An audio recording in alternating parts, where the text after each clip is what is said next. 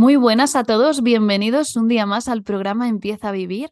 Yo soy vuestra host, Beatriz Gómez, soy coach transpersonal y hoy tengo aquí delante a Seila Blanco. Seila es doctora en psicología y directora del centro SBR Psicología, que es un centro especializado en trauma y en gestión de las emociones. Hoy en concreto vamos a estar hablando justo de esto, ¿no? De una introducción al trauma, qué es el trauma exactamente, cómo se crea, cómo elegir un buen psicólogo para trabajarlo. Y bueno, bienvenida, Seila, ¿cómo estás? Hola, Bea, muchas gracias por permitirme participar hoy en tu programa. Al revés, muchísimas gracias a ti por acceder a venir y a concedernos este ratito. Y bueno, Seila, pues cuéntanos, cuéntanos primero, ¿cómo entraste en todo esto del trauma? Pues mira, entré como paciente porque yo recuerdo que en tercero de carrera estallé porque tenía muchísima ansiedad, estaba muy sobrecargada y yo decía, madre mía, ¿qué me pasará? Y empecé a ir a terapia. Ahí fue donde hice mi primera terapia y bueno, hice terapia cognitivo-conductual, mi psicóloga estaba especializada en mindfulness y me quedé como corta, ¿no? Es verdad que todo lo que tenía no podía reducir nada, lo típico de vamos a empezar a reducir actividades, vamos a meter más actividades agradables, pero como no podía reducir nada porque lo que tenía lo tenía que sacar sí o sí, pues bueno, se me quedó como corto y a partir de ahí empecé yo a investigar y dije, jo, ¿qué me pasa? ¿No? Que sigo teniendo un poco de ansiedad y no se me va y descubrí que era el trauma y empecé a formarme. Empecé a formarme y empecé a ver que había un mundo detrás de la terapia cognitivo-conductual, que para el abordaje de cierta sintomatología de carácter puntual está muy bien, pero que a veces se queda corto para según qué tipo de pacientes. Y empecé a ver que esto era un mundo. Había muchas formaciones, había que elegir entre muchas cosas. He hecho muchísimas formaciones y hoy puedo decir que tengo otra perspectiva sobre las personas que vienen a consulta, porque para mí no son pacientes, son personitas y cada uno trae su propia historia y que gracias a esa visión, porque al final es un enfoque diferente al que te enseñan en las universidades, en el máster, es un enfoque diferente, puedo trabajar con ellos y con ellas de otra manera. Porque claro, para adquirir todos estos conocimientos más especializados de trabajo en trauma, hay que salirse, ¿no? De lo que es el plan de formación de la carrera, hay que hacer cursos específicos, trabajar mucho después. Sí, o sea, hay que hacer muchísima formación. Yo hice el general sanitario, además fui la primera promoción del general sanitario en 2014.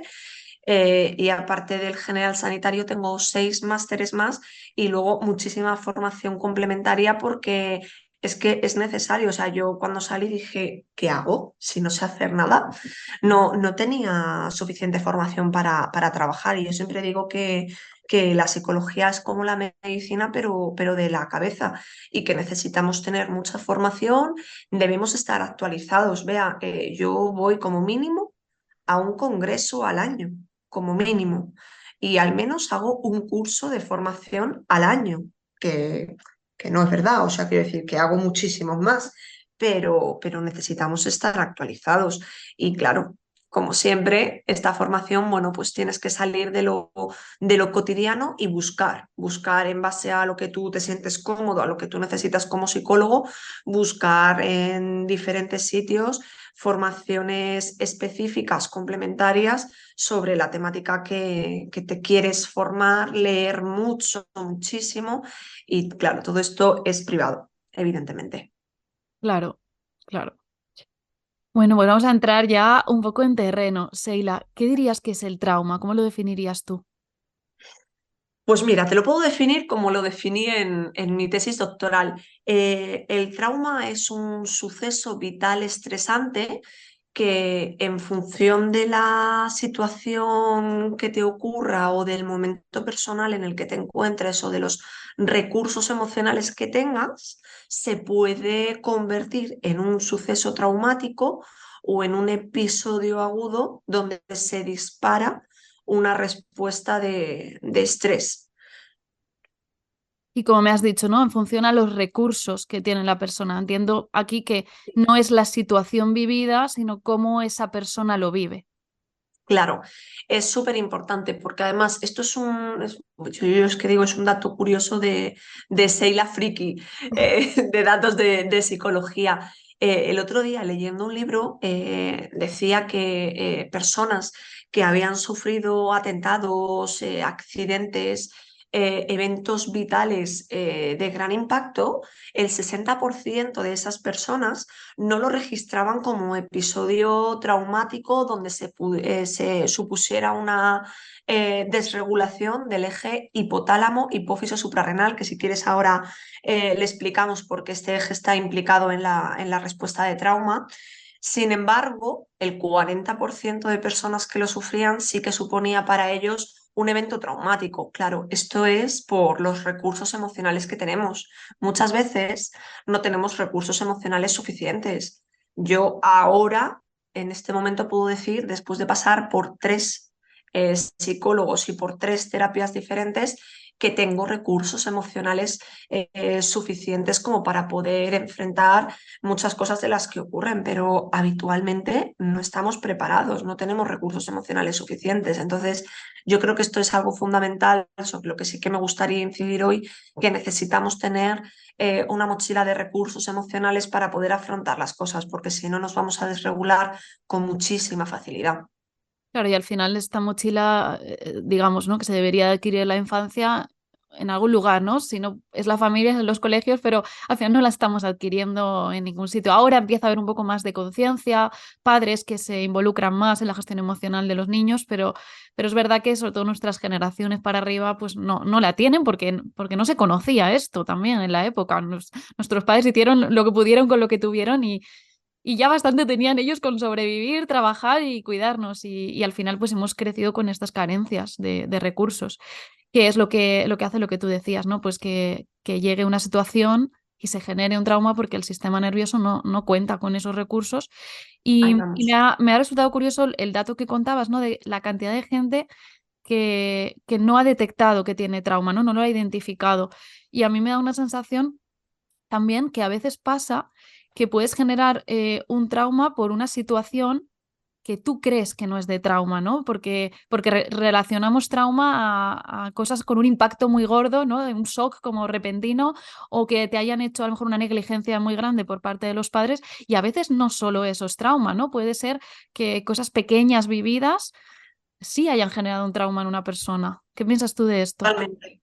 Mira, hay una diferenciación que yo siempre les explico a mis pacientes y a mis alumnos, y es que tenemos test grandes, test mayúsculas, que puede ser una muerte, un accidente de tráfico, un atentado, una enfermedad grave, pero luego tenemos test pequeñas. Estas test son fundamentales porque es que son las que no reconocemos y en las que nosotros tenemos que indagar para ver por qué se está disparando la sintomatología. Esta te podría ser, jolines, otra vez dejas las cosas por el suelo.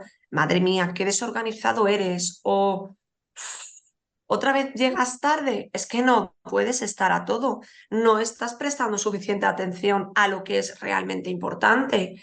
O madre mía, de verdad. Ay, qué vaga eres. Estas pequeñas cosas que de manera aislada no tienen importancia, si las repetimos en el tiempo y pasan por diferentes personas, lo que ocurre es que se van generando traumas de T pequeña, de T minúscula, que afectan a nuestra identidad, vea.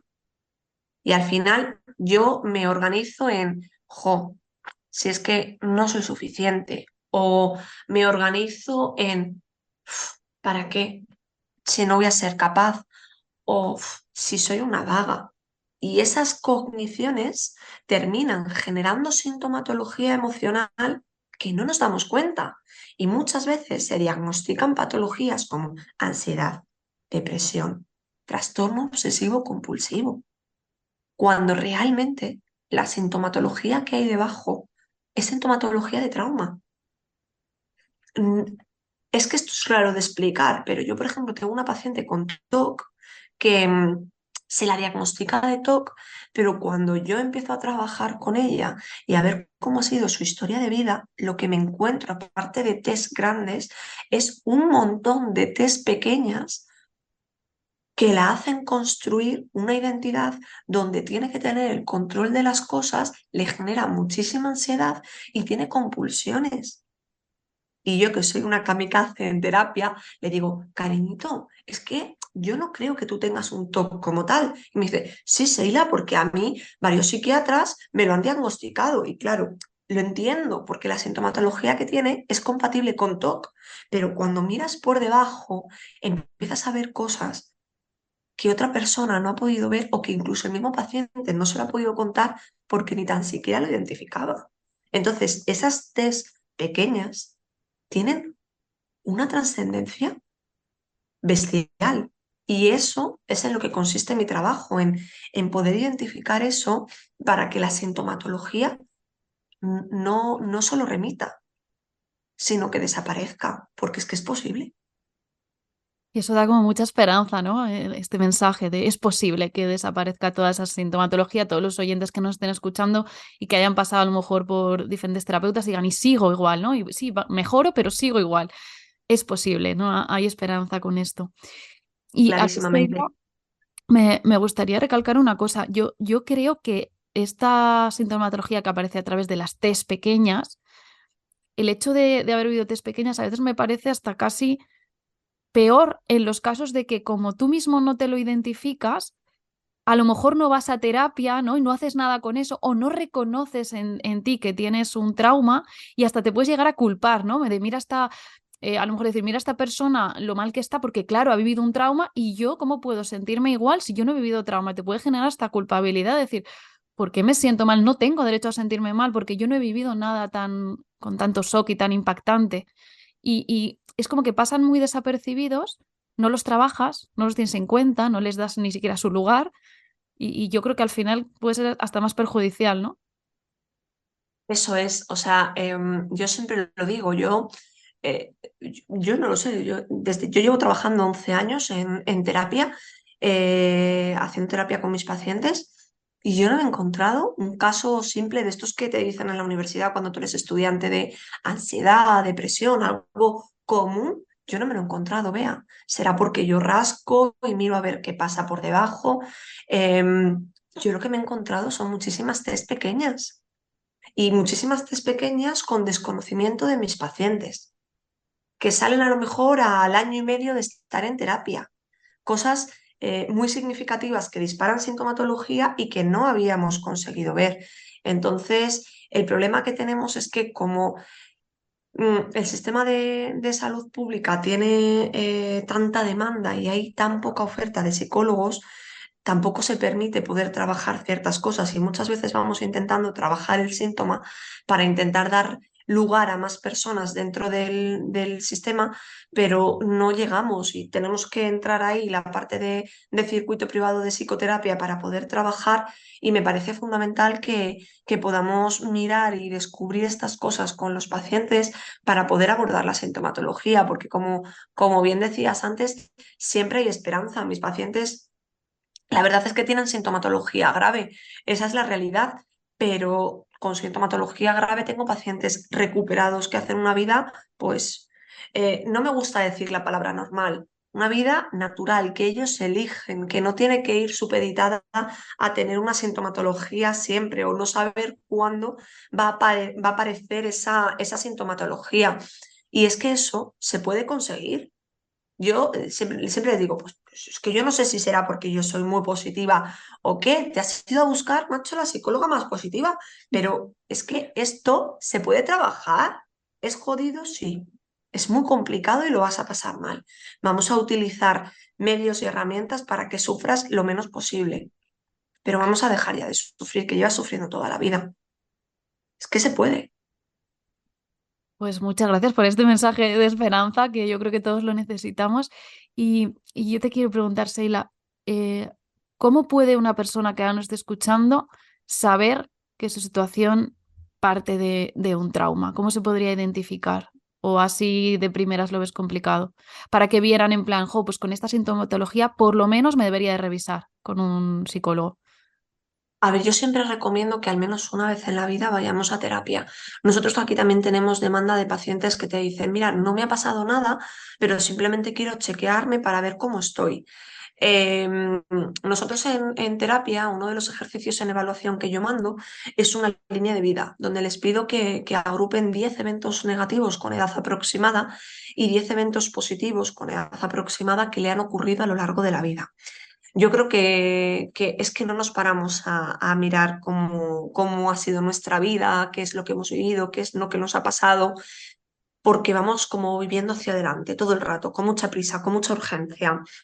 Pero en el momento en el que nos paramos a mirar cómo estamos y qué es lo que está ocurriendo, ahí podemos ver que efectivamente probablemente tenemos una T seguro, vea, ya sea en mayúscula o minúscula, tenemos muchas. Es que el hecho de nacer estando en la barriga de nuestra madre, que estamos más a gusto que un arbusto, y ya nacer al mundo ya es una situación complicada.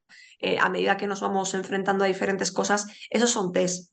Da igual que sean grandes o pequeñas, siempre tenemos trauma. Lo importante son los recursos emocionales que tengamos. Y como tú muy bien decías antes, yo siempre insisto en una cosa, nuestros padres no son culpables y por Dios, yo jamás los hago culpables en terapia. Al contrario, trato de que desculpabilizar a la figura de los padres porque muchas veces han hecho lo que han podido con los recursos que tenían y no eran suficientes los suyos.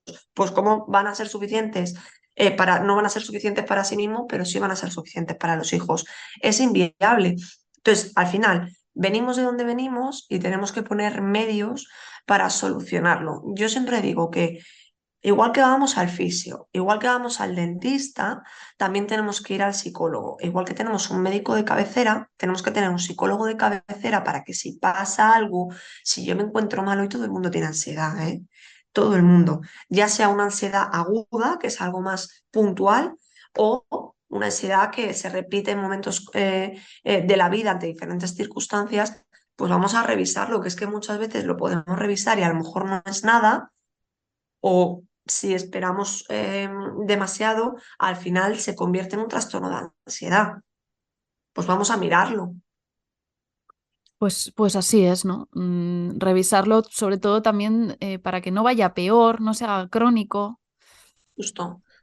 Y, y Seila, una persona, por ejemplo, que se identifique con esta situación, tiene que buscar un terapeuta que le trate. ¿Qué recomendarías? ¿Qué tipo de personas? Pues mira, yo, claro, yo aquí es que soy muy exigente, la verdad sea dicha, porque no hacemos una buena búsqueda muchas veces de los profesionales de la salud. Yo reviso el currículum. Para mí algo muy importante es ver la formación que tienen, es ver la experiencia que tienen y si no aparece, cuando llamo al centro pregunto. Yo pregunto, oye, mira, por favor, ¿me puedes contar un poco cuál es la formación de este psicólogo? ¿Puedo hablar con el director o la directora del centro para que me cuente un poco cuál es la formación de este psicólogo? Porque a mí me parece fundamental que sepamos cuál es el itinerario curricular del psicólogo o de la psicóloga que nos va a atender. Y si hay alguna persona que se ofende por ello, entonces ese no va a ser nuestro psicólogo. Ese no va a ser. Y en función de lo que me pase, pues puedo buscar psicólogos especialistas en trauma, psicólogos especialistas en gestión emocional. Yo siempre diría que cuanta más formación tengan, más preparados van a estar para poder atender diferentes sintomatologías, ¿no? Y que eso también se ve en una primera consulta. Si yo voy a la consulta y yo no me siento cómoda con mi psicóloga, con mi psicólogo, yo no siento que haya un buen feeling, no siento que le importe, siento que me está tratando como a un número o que solo le importa mi dinero, pues probablemente ese no es el psicólogo en el que yo tengo que estar para trabajar lo que me pasa, porque necesito que me traten como a una persona y que se impliquen como si fuera un tratamiento médico. Es que es fundamental. También tenemos que tener en cuenta que cuando vamos a terapia nos tienen que hacer una buena evaluación. ¿Vale? Esto me parece fundamental. tenemos que hacer cuestionarios psicométricos. Estos son cuestionarios que reflejan la diferente sintomatología que podemos tener. Porque cuando tú vas al médico y le dices que estás cansada, el médico lo primero que hace es mandarte una analítica con una bioquímica general, ¿vale? Que eso es un screening básico, me parece estupendo, pero te hacen una analítica. No vale solo con el, "Mm, te veo un poco pálido, igual es que te falta vitamina D". Claro, Sí, pero que hay que hacer un test, sí. claro, nos tienen que hacer pruebas, pruebas psicométricas, pruebas proyectivas. A través de la entrevista también se saca muchísima información, pero creo que todas estas cosas tienen que ser complementarias y deben estar en una buena evaluación, porque realmente vea, la parte más importante dentro de un proceso terapéutico es la evaluación, porque ahí sacas los focos terapéuticos de intervención. Si luego técnicas, hay tropecientas y se pueden trabajar muchas para trabajar la sintomatología, pero si tú no sabes qué es lo que te pasa o qué es lo que tienes que trabajar, por muchas técnicas que tengas puestas sobre la mesa, no van a conseguir solucionar el problema. Porque cuando yo tapo un síntoma, el cuerpo no es tonto, ¿eh? El cuerpo lo que hace es que el síntoma migre a otro lugar del cuerpo. Imagínate, yo recuerdo que antes, cuando hice el experto en medicina psicosomática, el psiquiatra que nos formó nos decía, chicos, en los años 80 y en los años 90 se operaba mucho las úlceras de estómago. Y eran técnicas muy intervencionistas desde un modelo biomédico, claro, algo normal. Si examinábamos la personalidad de ese paciente, veíamos que era un paciente que tenía un nivel de rabia bastante alto, un nivel de miedo bastante alto. Entonces, la rabia y el miedo son emociones que normalmente se alojan en el sistema digestivo. Vale, maravilloso, pues se iban al estómago, producían una úlcera y los médicos hacían súper bien su trabajo, intervenía en la úlcera y de repente nos encontrábamos con que por aquel entonces hacían un colon irritable y el síntoma migraba al intestino. Claro, es que si yo tapo un síntoma en un lugar, el síntoma migra a otro lugar o te migra y te hace una dermatitis o es que hay muchísimas enfermedades psicosomáticas que no se están trabajando y que tienen origen en emociones de contenido negativo que no hemos conseguido regular. Me parece Entonces, este punto súper interesante y cómo muchas veces esto se considera pseudociencia cuando no lo es, porque tiene una base científica detrás y los propios médicos, o tú, por ejemplo, con un centro de psicología, doctora en psicología, y lo ves como algo normal. sí, sí, claro, o sea, yo soy extremadamente científica, ¿eh? Los pacientes que me conocen, mis amigos, mi gente lo sabe. Eh, Soy extremadamente rigurosa. Todo lo que no tenga rigor científico, claro, este es mi eje de investigación, no lo utilizo. No, no es que no lo lea, estoy al tanto porque mis pacientes me lo traen, pero yo en terapia no lo utilizo porque no está validado científicamente y la psicología es ciencia. Pero la medicina psicosomática te podría dar 50 millones de artículos de investigación en revistas científicas donde se habla de la relación entre la enfermedad médica, por decirlo de alguna manera, entre el síntoma físico y la causa psicológica. O sea, es algo que está en el día a día. Y tenemos atención primaria colapsado de personas que tienen sintomatología emocional y que el síntoma migra a algo físico. Y, y es algo tan solucionable como ir a terapia, tener recursos para manejar la emoción y una vez que manejas la emoción, el síntoma físico desaparece. Es que es así, porque como yo le doy una vía de evacuación a la emoción a través de diferentes recursos emocionales, ya no tiene que evacuar a través del cuerpo, evacúa a través de la palabra. Maravilloso. Y igual te estoy haciendo una pregunta y ya es un poco complicada, no, no sé si la sabrás. O sea, ¿cómo crees que una emoción puede llegar a generar la sintomatología física? O sea, ¿qué está pasando ahí? ¿Esa emoción es realmente una energía que está en el cuerpo y que por eso genera un síntoma físico? ¿O cómo lo ves tú? Mira, la emoción se define como un estado psicofisiológico de corta duración. El problema es que cuando esa emoción pasa al cuerpo, ya no es una emoción, ya es un sentimiento, ya es algo más elaborado y que tiene un proceso cognitivo que ha mediado para que sea a largo plazo, ¿vale? Entonces, eso se queda cristalizado, como digo yo, de alguna manera por el cuerpo a través de una memoria somática. Y como yo no lo evacúo a través de la palabra y no consigo regularlo, porque muchas veces ni consigo identificarlo, ¿cómo voy a regular algo que no puedo identificar porque lo desconozco? El cuerpo asume la dirección de esa emoción que no está siendo regulada. Entonces se me va a tensión en esta zona del cuello, trapecio, escaleno y se me hacen contracturas, ¿no? Ahí tenemos a las personas de una alta responsabilidad, a los hiperresponsables o la zona lumbar, dolor en la zona lumbar. También tenemos a los hiperresponsables, tenemos también a las personas que no consiguen regular bien la rabia o el miedo y tenemos alteraciones digestivas o tengo diarrea o tengo estreñimiento o tengo muchísima flatulencia, gases. A mis pacientes que tienen una mala gestión de la rabia y del miedo tienen muchos gases y se hinchan muchísimo desde el abdomen.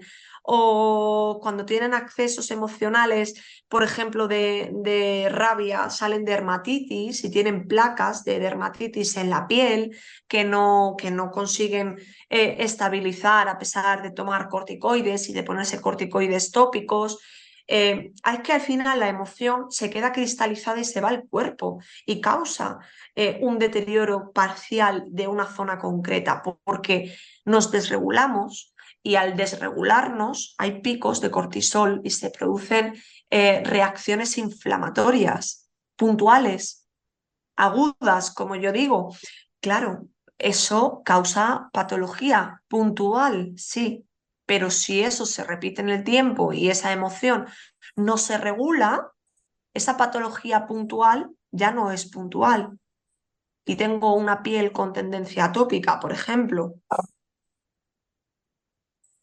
Y además has dicho, ¿no? Que el proceso de inflamación que se puede generar a veces en estos casos y, y yo a veces digo, esto puede llegar a hacerse como crónico, ¿no? De alguna manera, porque puedes estar ya siempre inflamada, o incluso contraída también, ¿no? Porque al final la parte muscular, que como decías, ¿no? En la espalda, que se van cargando cosas y este estado también a veces como que intentamos para protegernos, ¿no? Que parece que nos contraemos y digo, y hay mucha gente que yo tengo la sensación que, y me incluyo, que vivimos en un estado de contracción e inflamación permanente, ¿no? Ahí Como está. me protejo ante el mundo y de todo lo acumulado. ¿Y qué recomendarías en estos casos? Hay que ir a terapia, hay que tratarlo. Hay que ir a terapia porque, y además hay que ir a terapias y terapias concretas.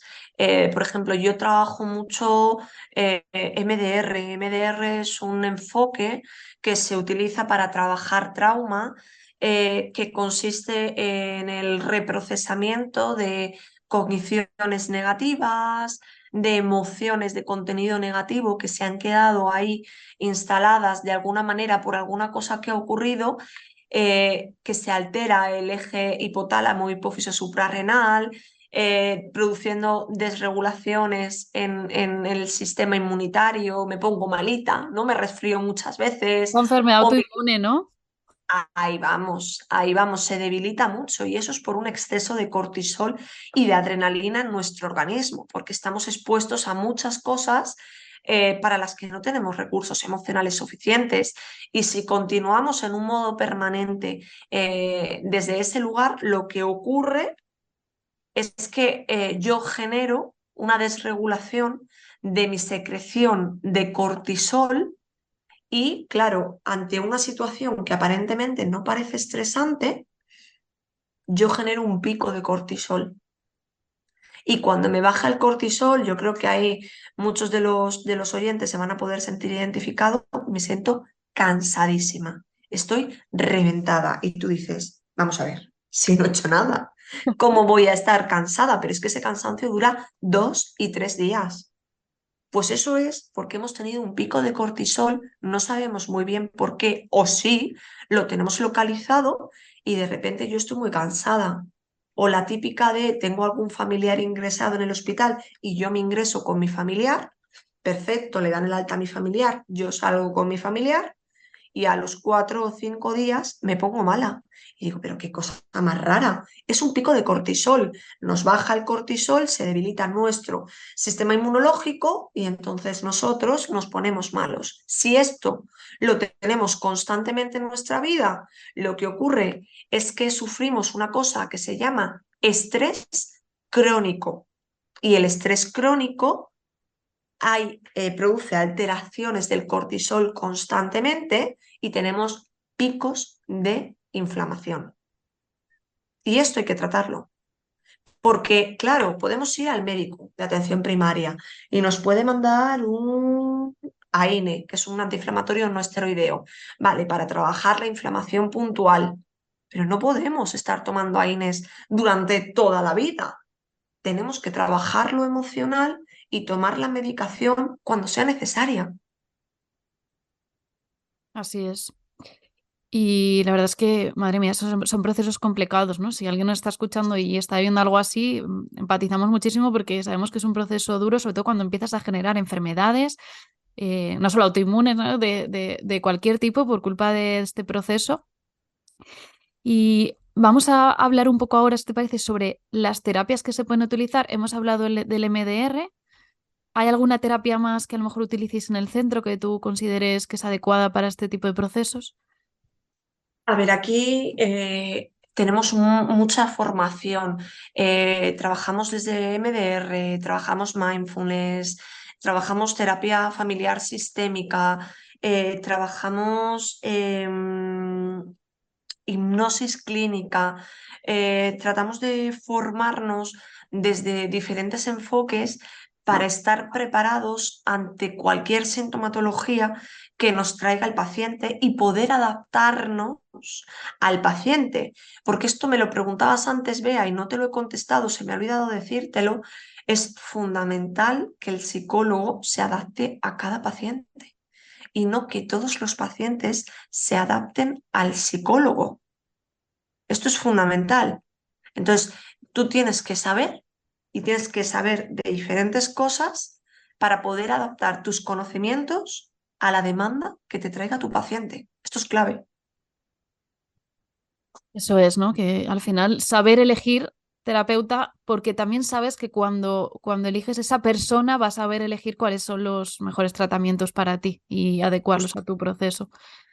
Y te quería preguntar también de la parte bioquímica del trauma, porque existe, ya nos has hablado de, si no lo digo mal, el eje hipotálamo, hipófisis suprarrenal, ¿lo he dicho bien? Eso es, hipófisis Y, suprarrenal. y, ¿Y tú crees que hay que combinar la terapia más mental, emocional, con algo también químico? Pues medicación o algún suplemento natural. Sí, sí, una de las formaciones que yo tengo es de homeopatía. Yo soy homeópata y trabajo con diferentes suplementos que pueden venir bien para la sintomatología del paciente y puede ser que sea una psicóloga atípica porque cuando yo veo a mis pacientes puedo ver si es suficiente los recursos naturales o si necesitamos algo químico, algo de laboratorio. Entonces, yo no tengo ningún problema, ¿eh? Muchos de mis pacientes, yo les hago un informe con las puntuaciones que presentan y la sintomatología que presentan y los derivo al médico de atención primaria normalmente, porque suelo encontrar cita antes. Para que les prescriba algún psicofármaco, normalmente suele ser algún antidepresivo para la estabilización de la sintomatología, porque la terapia es complicada. Entonces, yo no quiero que sufran más de lo que han sufrido ya. Si hay que tomar un antidepresivo, de verdad, que no hay ningún estigma ni ningún problema, que es que para eso están, porque cuando yo he sufrido mucho en la vida, eh, mi química cerebral se ve alterada. Y esta es la realidad. Si yo he tenido, por ejemplo, una mamá que ha tenido mi depresión postparto después de mi nacimiento y de ahí ha ido enganchando con diferentes alteraciones a lo largo de su vida del estado de ánimo, probablemente yo no me voy a encontrar suficientemente bien y hay una alteración en mi cerebro, porque cuando mi mamá me mira, no me mira con los mismos ojos que una mamá que no ha tenido depresión postparto. Y no es culpa suya, es que no puede vincular tanto porque no se encuentra bien emocionalmente. Pues no pasa nada, tomamos antidepresivos. Y hay una cosa que sí que me parece muy importante, Bea, y es que a veces pensamos que en mujeres que están embarazadas, en mujeres que están en el periodo de lactancia, y creo que esto también hay que hablar, que tienen una alteración del estado de ánimo, les da mucho miedo tomar medicación por si eso va a afectar a su bebé. Hay medicaciones compatibles con el embarazo y la lactancia, antidepresivos que se pueden tomar y no es necesario aguantar el malestar. O sea, aparte de la terapia, nos tomamos medicación, que hay páginas que son compatibles para poder ver si nuestra medicación que estamos tomando es compatible con la etapa vital en la que me encuentro. Se toma medicación y se acabó el problema, lo combino con la psicoterapia y punto. Pero claro que sí, hay que hacer ambas cosas. A veces es que el psicofármaco es un coadyuvante de la terapia psicológica y eso no es malo, de verdad, ¿eh? Es algo importante porque muchas veces traen estigma. No, no, yo no quiero tomar fármacos, eso es adictivo. No es cierto. No es cierto. Hay fármacos que son adictivos y hay fármacos que no son adictivos, pero tenemos que tener en cuenta que el médico que nos lo manda eso lo conoce.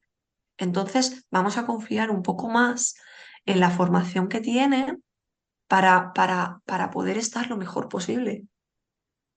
Y porque muchas veces a lo mejor tenemos miedo a los efectos secundarios de una medicación cuando el no tomarla está ejerciendo muchísimo más daño a nuestro cuerpo, ¿no? Con estos picos de cortisol, adrenalina de los que hablábamos. Y incluso en un embarazo, el hecho de que una mami esté mal, también las emociones que estás enviando a tu hijo, ¿no? Y que dices, ya es una emoción, no pasa nada, esa emoción implica también una bioquímica en sangre que está llegando al feto. Así es, Entonces puede así es. que haya casos, hay que valorar, obviamente, porque tampoco es una cuestión de medicarnos porque sí, hay que valorar cada situación con un profesional, pero que si se considera, pues bueno, animar a la gente a que, como tú decías, ¿no? Que no estén sufriendo cuando es innecesario e incluso puede ser más perjudicial tanto para uno como para otro. ¿Y qué piensas de los suplementos naturales? Porque, bueno, me ha encantado que nos hables de la homeopatía, que a veces también parece, ¿no? Como la homeopatía, eso no existe, es agua y azúcar, y la homeopatía está basada en un principio de la memoria del agua que está demostrada por un premio Nobel, esa memoria del agua. O sea que mira hasta dónde llegamos, que tiene una parte científica detrás. ¿Usas algo más aparte de homeopatía? No sé, también imagínate suplementos en plan, bueno, pues vitamina B, magnesio, más de Sí, fitoterapia sí, también. sí. Yo utilizo, a ver, normalmente es verdad que yo solo mando cosas que puedan ser compradas en farmacia y lo hago así porque muchas veces cuando yo misma, yo soy una fanática, yo lo digo, de las hierbas y yo he ido a herbolarios, me gustan mucho. El problema es que no sé la concentración que me estoy tomando y yo necesito saber la concentración que me estoy tomando. Entonces, es verdad que yo no trabajo porque yo no tengo contacto con farmacéuticas, pero sí que tengo determinados suplementos en mi cabeza, pues para tal, para tal, cual. Tengo determinados suplementos en mi cabeza con concentraciones para poder mandar a los pacientes. Pues mira, te vas a ir a farmacia tal, bueno, yo digo la farmacia de César porque es la que tengo yo aquí arriba en la clínica, ¿no? Pero te vas a ir y les vas a pedir esto en concreto que te mando, porque te tienes que tomar tanto, tanto y tanto, y vienen con las dosis. Entonces, para mí es algo muy eficaz y muy seguro, porque si eso ya no funciona, bueno, pues tendré que tirar de médico de atención primaria y medicación química, pero es algo que de verdad que funciona, ¿eh? Que yo lo pruebo con mis pacientes y es que es ciencia. No, que claro, si es que al final es lo que hablábamos, esto tiene una bioquímica detrás y cuando el cuerpo llega a unos estados de estrés, de depresión que genera cambios en la bioquímica, todo esto es lo que ayuda también a encontrar esta homeostasis, ¿no? Como este equilibrio otra vez en el cuerpo, de todos los niveles, no solo el mental, emocional, también el físico. Es que es así. Somos bioquímica.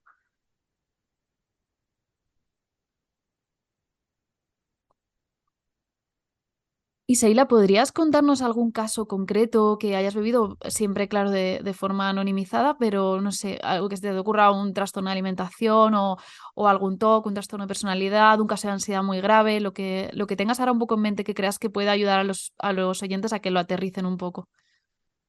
Sí, sí, sí, sí. Mira, por ejemplo, antes os comentaba la paciente que yo tengo en consulta que tiene un diagnóstico de TOC, pero que por debajo hay trauma complejo, ¿no? Al final se sufre una determinada sintomatología a lo largo de toda la historia de vida porque sufres eventos vitales estresantes, pérdidas, una mala regulación emocional de sus papás, muchísima exigencia que termina en un proceso de mucha autoexigencia propia, también se mete en una relación muy complicada. Bueno, ayer fue el día de la mujer, ¿no? De la violencia de género. Ella sufre una depresión importante por violencia de género, consigue salir de esa relación y bueno, pues al final lo que termina es en compulsiones de cuento los parpadeos que hago o cuento los latidos del corazón y a esa chiquilla le genera mogollón de sintomatología, claro.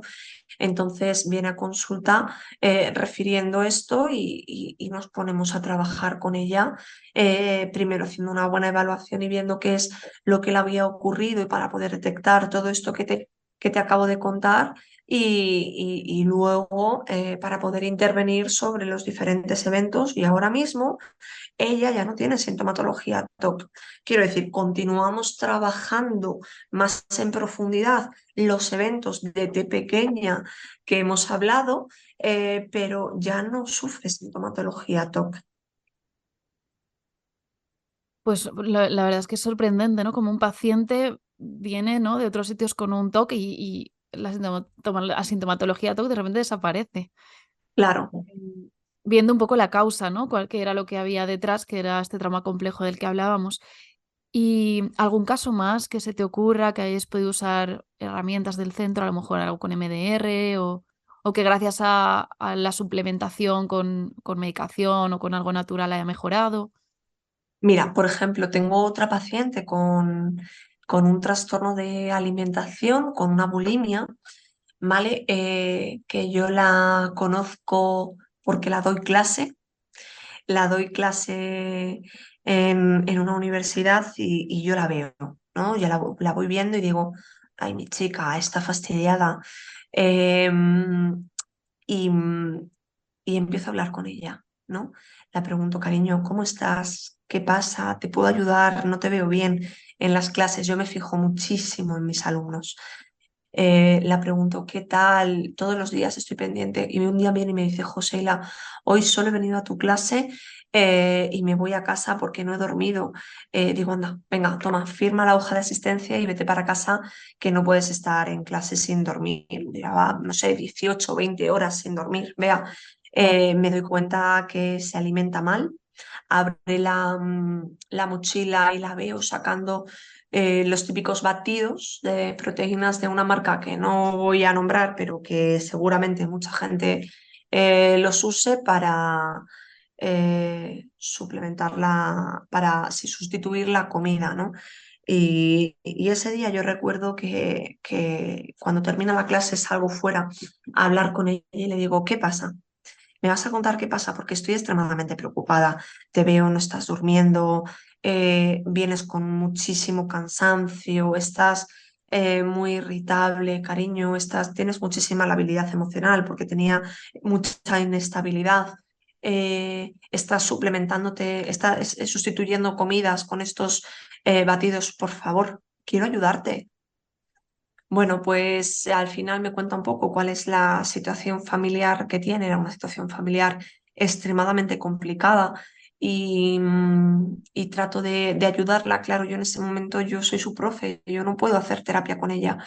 Entonces termino de darle clase, ella aprueba su examen y viene a terapia conmigo. Empezamos a trabajar, justo fallece el papá, mala suerte, porque estaba en una enfermedad, fallece el papá Y claro, mi criatura se mete en una depresión importante que además es comórbida con un trastorno de alimentación y que nos damos cuenta que además de todo eso hay un trastorno disociativo porque había tenido muchísimo trauma a lo largo de su vida y se queda a veces como pillada en trance, pasan las horas del reloj y ella no se da cuenta del tiempo que pasa, tiene síncopes, vea, los síncopes vasovagales son después de un episodio de activación muy alto, la persona pierde el conocimiento, se desvanece y se cae redondo al suelo. Entonces, mi criatura tiene una sintomatología muy grave. Evidentemente, yo con ella suplemento con temas naturales, pero por supuesto no lo dudo ni un instante. Además, mando medicación. Mando medicación, la mando al médico de atención primaria, toma medicación, una medicación concreta que hay para la bulimia. Conseguimos estabilizar, trabajamos a través de regulación emocional, trabajamos a través de MDR, actividades agradables, hacemos un control de la alimentación, trabajamos con nutricionista, trabajamos con entrenador personal para poder hacer ejercicio y que no hubiera compensación. Hoy en día yo sigo trabajando con ella y de esto hace ya 4 años. Ella lleva 4 años conmigo en terapia rigurosamente cada semana y te puedo asegurar que está espectacular. Ha mejorado muchísimo del trastorno de alimentación, muchísimo. El trastorno disociativo prácticamente ya no aparece sintomatología, no tiene depresión hace mucho tiempo ya, está emprendiendo ya su propia vida, eligiendo qué es lo que quiere hacer desde su profesión y la verdad es que yo me siento eh, hiper mega orgullosa del trabajo y el esfuerzo que está haciendo y que ha enfrentado la vida teniéndola muy complicada, porque al final también enferma su mami, tiene que cuidar de ella, viene el COVID, en fin, y con todo lo que pasa durante el COVID y mi criatura está hoy, de verdad que es para verla. Entonces, por eso te decía antes que se puede salir, hombre, claro que se puede con esfuerzo, con constancia, y aunque yo tenga un trastorno y siga teniendo la etiqueta, es posible que no tenga la sintomatología y se quede como factor de riesgo.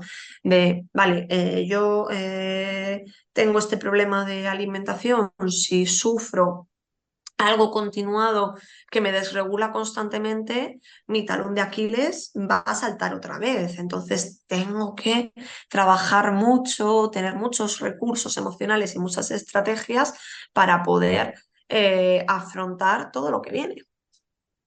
Eso es, al final esa es la base, ¿no? Adquirir recursos y sobre todo la mayor base es que los niños adquieran esos recursos, ¿no? Porque niños con recursos emocionales es adultos sanos, al final. Totalmente. Y bueno, Seila, y el trabajo con niños, Seila, que esto nos da ya para otro programa, ¿no? Porque terapia con niños, eso entiendo ahí también que hay un mundo.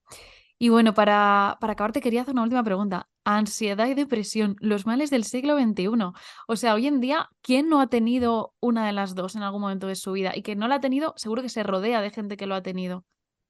O las dos. O las dos, eso es. ¿Por qué crees que pasa esto? ¿Por qué estamos así?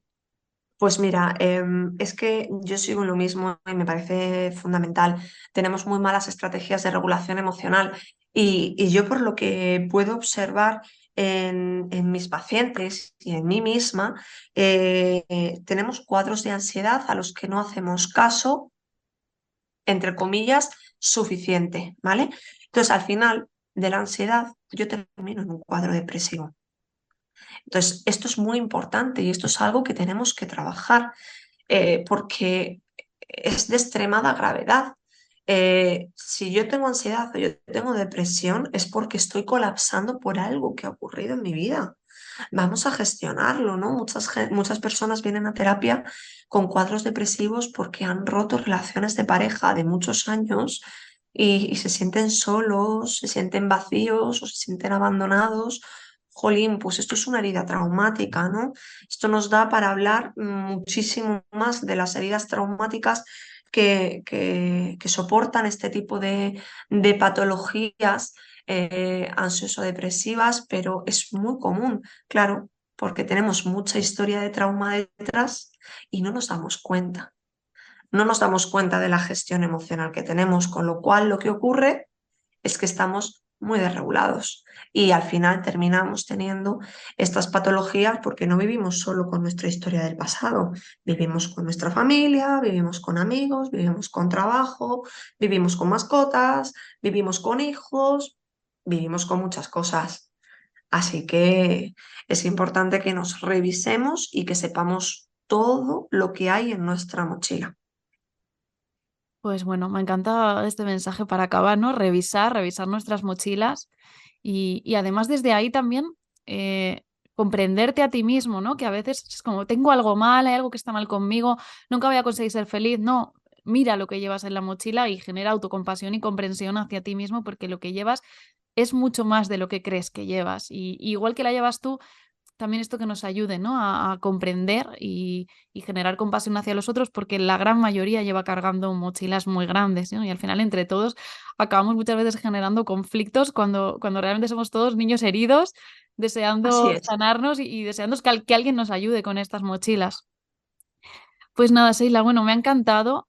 Estás súper invitada a una segunda, tercera y cuarta parte, a todos los que tú quieras. Y no sé si te Sí. gustaría decir cómo pueden contactarte, si alguien quisiera ir al centro, si haces también terapia online o solo presencial. Pues mira, pueden contactarme a través del teléfono de secretaría, a través de Rosa, 622 31 41 17, o por correo electrónico, secretaría.sbrpsicología@gmail.com. Hacemos terapia presencial y también hacemos terapia online. Yo siempre prefiero la presencial, pero cuando nos pilla en diferentes comunidades autónomas o en diferentes países, hacemos terapia online. Y yo solo quiero dar un mensaje y es, por favor, vamos a cuidar de nuestra salud mental, vamos a cuidar de nuestro niño interior, vamos a tratar de querernos y de entendernos y de no juzgarnos. Y si para ello necesitamos ayuda de un psicólogo experto en ello, no vamos a tener prejuicios en ir a trabajarlo, por favor. Pues eso es, animamos a todos los que sientan que tengan algún tipo de sintomatología, ni siquiera tiene por qué ser de trauma, como hemos hablado, que se animen a probar y a dejar de ver el psicólogo como un sitio al que van los locos, porque no es así. ¿Verdad? Y hoy en día es algo súper común y gracias a Dios que se ha hecho así de común, porque es muy necesario. Sí, sí, sí, sí. Pues nada, muchísimas gracias, Sheila, por estar aquí, por haber participado en este programa. Muchísimas gracias a todos los oyentes que están siempre escuchándonos y siempre pasándonos feedback. Y muchísimas gracias también a Relax FM por esta oportunidad. Un abrazo muy fuerte.